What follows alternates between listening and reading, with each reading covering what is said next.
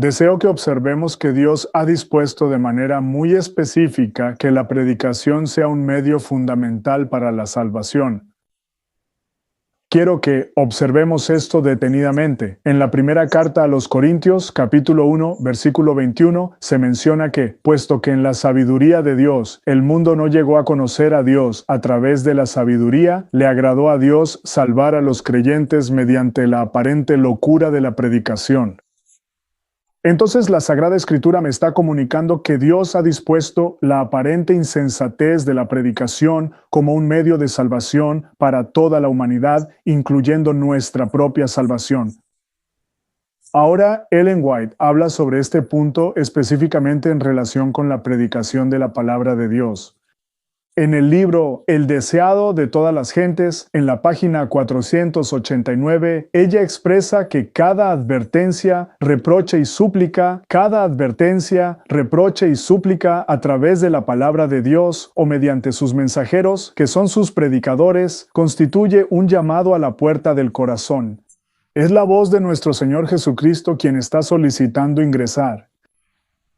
Con cada llamada que no es atendida, la disposición para abrir se debilita gradualmente. Posteriormente, ella ofrece una advertencia realmente sorprendente. Afirma que las impresiones del Espíritu en el presente, si se descuidan, no serán tan intensas al día siguiente. Y entonces, ¿qué sucederá? La inspiración indica que Dios, a través de la predicación, intenta ingresar en nuestros corazones, en nuestras vidas, y que si rechazamos, si no respondemos a los llamados en la puerta de nuestros corazones, si no atendemos sus mensajes de misericordia y amor, los mensajes de advertencia, entonces la inspiración señala simplemente que la disposición para responder en el futuro se debilitará gradualmente.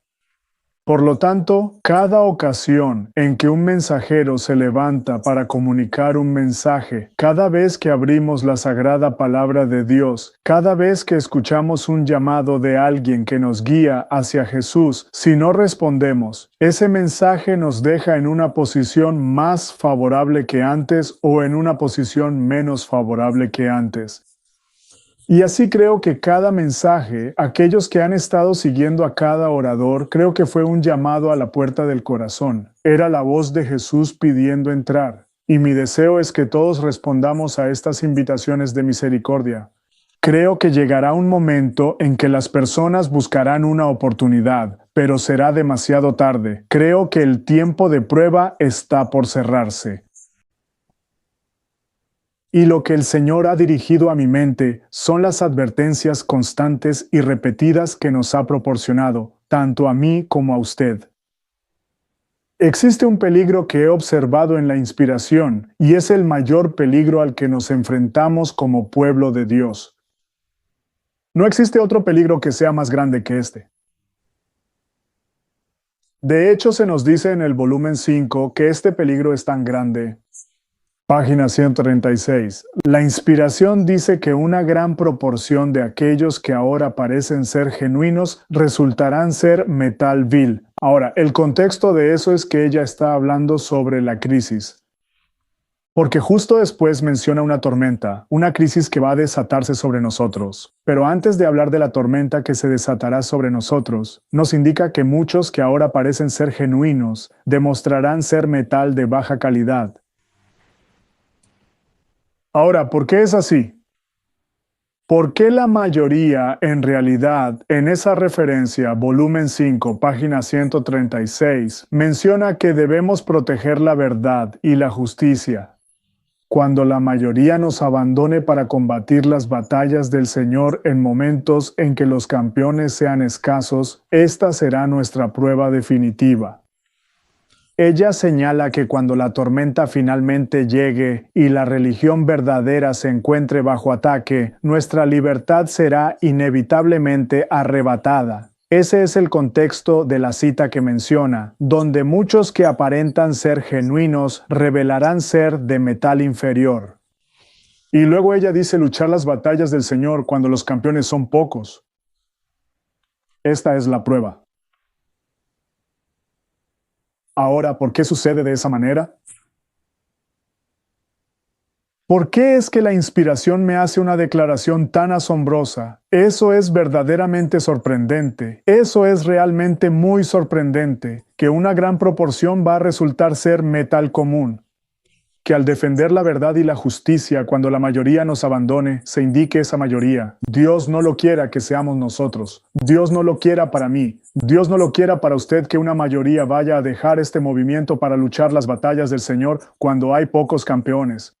No hay muchos campeones. Cuando se desata una tormenta, en ese momento parece como si no hubiera nadie de pie entre los restos, como si no hubiera nadie de pie. ¿Por qué? Porque el profeta lo dijo en mensajes selectos.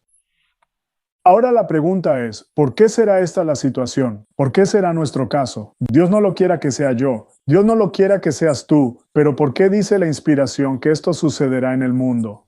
No creo que la profecía pueda ser cambiada. Si Dios lo dijo, así es. No es que Dios lo haya declarado así, significando que no puede cambiarse, pero Dios prevé las decisiones del hombre. Y así Dios inspiró al profeta a escribir estas palabras de que la mayoría va a abandonar este movimiento. ¿Por qué es así? Sabemos en gran controversia, 608, que a medida que se acerca la tormenta, una gran clase que profesa fe en el mensaje del tercer ángel, pero no han sido santificados por la obediencia a la verdad y su posición. Sí, es cierto, el profeta dice que no fueron santificados. Es cierto, pero queremos hacerlo, queremos examinarlo más de cerca. ¿Qué es lo que obstaculizó el proceso de santificación? Porque dice que al acercarse la tormenta, una gran cruz que profesa fe en el mensaje del tercer ángel, pero no se santificó obedeciendo la verdad, dejó su posición y se unió a la oposición. Entonces, de nuevo, una declaración clara de que cuando se acerque la tormenta, una gran cruz va a vivir. En el primer volumen, ya sea el sexto u octavo, observamos una declaración parecida en la que la inspiración indica que en la última visión que se le concedió, se le reveló el sorprendente hecho de que únicamente una pequeña porción de aquellos que actualmente profesan fe en la verdad será verdaderamente santificada por ella y en consecuencia será salva. Mi interrogante es, ¿cuál es la razón por la que se efectúan tales declaraciones? Al menos proporcionamos 3 testigos que implican casi exactamente lo mismo, que la mayoría de las personas se desviará, la mayoría será sacudida, la mayoría aceptará el domingo, un día de adoración espuria.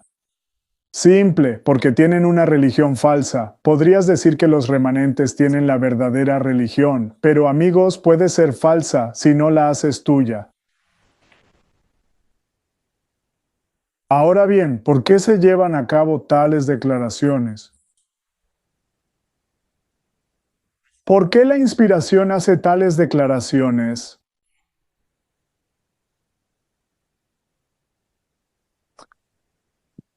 Quisiera proponer una cuestión. Deseo proponer que el motivo por el cual la inspiración realiza tales afirmaciones es que si examinamos cada una de estas citas con detenimiento, realmente podremos percibir el problema subyacente. Estoy regresando a El conflicto de los siglos, página 608, donde ella menciona que, a medida que se aproxima la tormenta, una gran clase de personas que profesan tener fe en el mensaje del tercer ángel, pero que no han sido santificadas mediante la obediencia a la verdad, abandonan su posición y se unen a las filas de la oposición. Ahora, preste atención a la siguiente oración. Observe bien la siguiente oración. ¿Por qué se detuvo el proceso de santificación? ¿Qué detuvo, Dios no lo quiera, qué interrumpió el proceso de santificación? Cuando la tormenta estalle, lo cual vamos a examinar, hay una tormenta formándose. ¿Por qué entonces se detuvo el proceso de santificación? ¿Qué fue lo que obstaculizó el proceso de santificación? La oración subsiguiente, la oración que sigue a continuación, pone de relieve el inconveniente. Amigos, esto no es una sola cita. Veamos cada cita donde Ellen White menciona al Señor del domingo, la marca de la bestia. Luego, el mismo hilo se extiende por todo. Sí, la mayoría se va.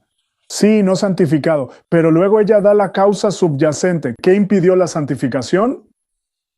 ¿Qué se interpuso entre el alma y Dios? ¿Qué impidió que Jesús encontrara entrada en el corazón? Básicamente, ¿qué cerró la puerta de nuestros corazones a Jesús? Este es un estudio muy breve, amigos. Solo quiero hablar sobre este asunto y luego dar el remedio y mostrar que hay una crisis. Ella explica cuál es el problema subyacente. Ahora, si te preguntara cuál crees que es el problema subyacente, alguien podría decir que es la apostasía en la iglesia, alguien podría decir que es el tambor, alguien podría decir que es esto y aquello. No tenemos que inventar nada. La inspiración nos da una respuesta. A medida que se acerca la tormenta, una gran clase que profesa fe en el mensaje del tercer ángel, pero que no ha sido santificada por la obediencia a la verdad, abandonó su posición y se unió a las filas de la oposición. Escucha lo que dice. ¿Por qué? Al unirse con el mundo y al participar de su espíritu, han llegado a percibir las cosas de una manera prácticamente idéntica. Amigos, deseo que observemos que esto es simplemente un testimonio. Examinemos la mayoría de las citas. Ella menciona este aspecto, la crisis. Este fue mi lanzamiento inicial, el mensaje del tercer ángel. Y de esta manera estamos discutiendo acerca de la crisis y lo que impide el proceso de santificación. Para estar preparados para la crisis, ella menciona que, al unirse con el mundo y al participar de su espíritu, han llegado a percibir las cosas casi de la misma manera. Y cuando se presenta la prueba, están completamente preparados para elegir el lado más fácil y popular. ¿Qué me dice la inspiración? La inspiración me comunica que lo que interrumpió el proceso de santificación fue la unión, la unificación y la participación del espíritu del mundo. Sé lo que solemos pensar. No participo del espíritu del mundo, pero amigos, al observar detenidamente, veremos que hay cosas en nuestras vidas, en nuestros corazones, en nuestros hogares, que no deberían estar allí.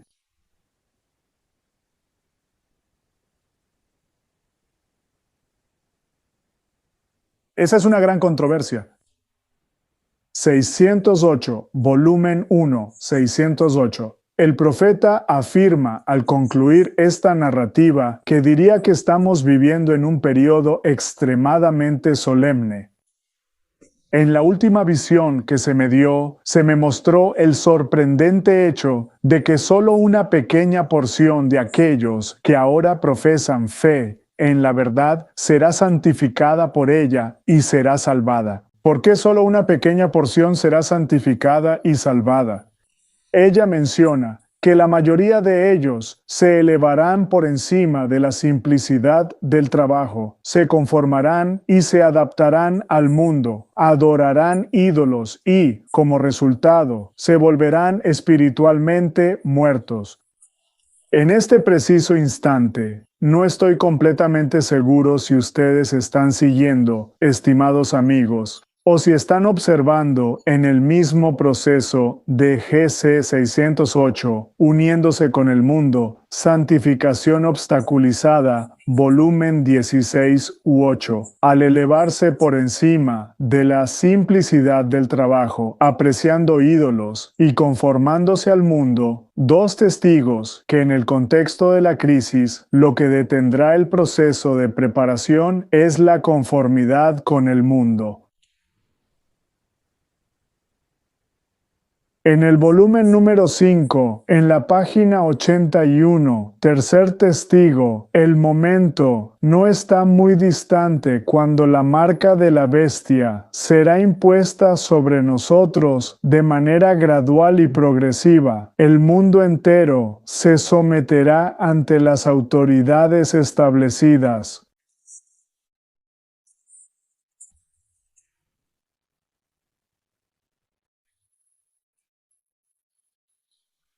En lugar de simplemente someterse a la burla, los insultos amenazan con el encarcelamiento y la muerte inminente.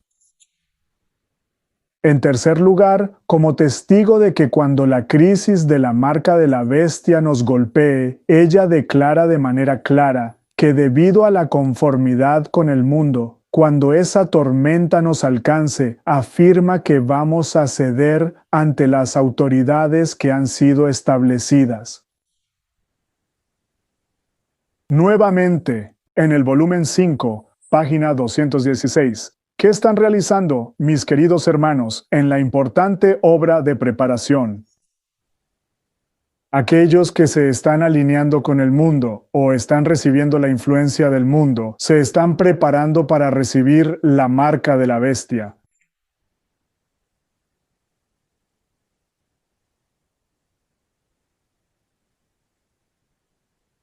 La inspiración resulta ser bastante clara al señalar que en todas estas citas que hemos estado analizando últimamente en el contexto de la crisis, se nos está presentando un panorama en el cual nuestro mayor peligro es la mundanalidad.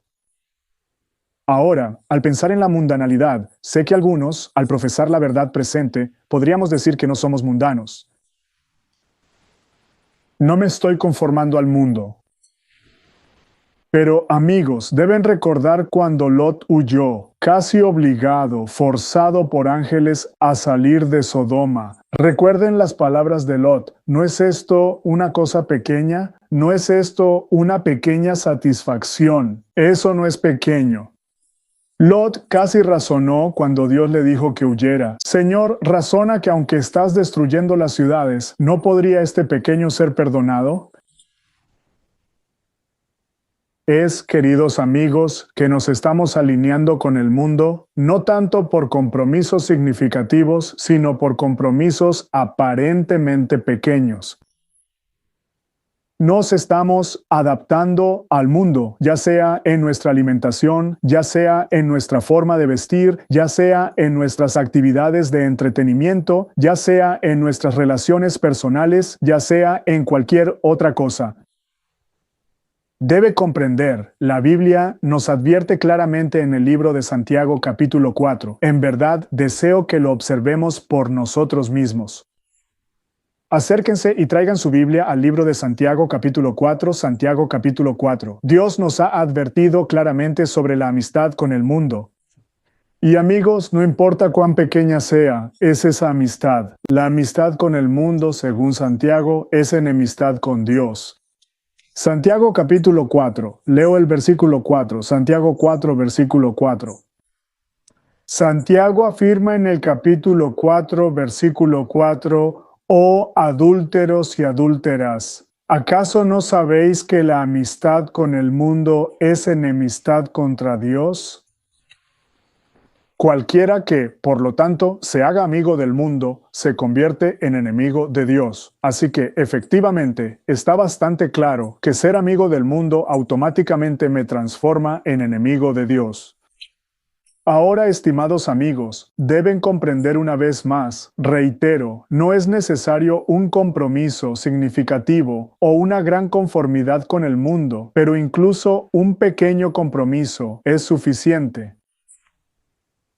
Sabes, la inspiración nos lo comunica. De hecho, incluso Marcos nos lo relata en el libro de Marcos, cuando Jesús tuvo una conversación con el joven rico en el capítulo 10 de Marcos, y le estaba hablando acerca del reino de los cielos.